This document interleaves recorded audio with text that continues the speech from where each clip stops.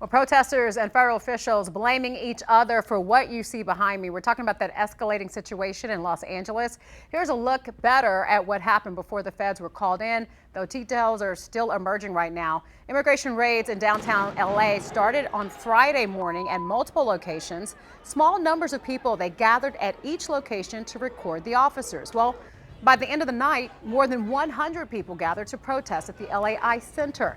LAPD declared the protests unlawful, and there were clashes between demonstrators and authorities.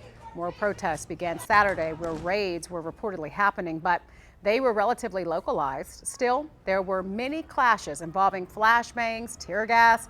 By midnight that night, LAPD said events concluded without incident.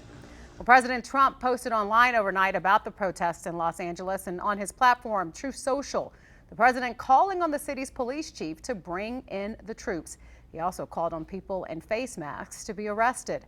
This comes after the president sent in National Guard troops to LA Sunday after confrontations over the weekend between those protesters and federal agents assigned to detain undocumented immigrants. President Trump also calling out California Governor Gavin Newsom over the anti-ICE protests in Los Angeles. You have an incompetent governor. Just take a look at the train stations that he's building.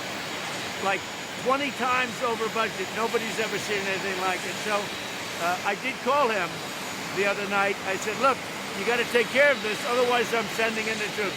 That's what we did.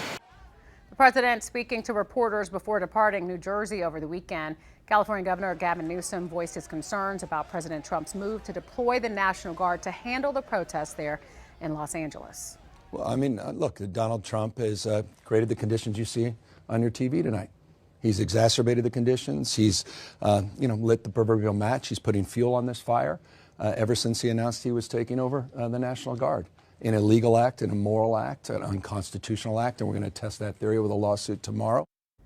The clashes in Los Angeles, the latest in a series of confrontations between ICE agents and protesters in recent weeks.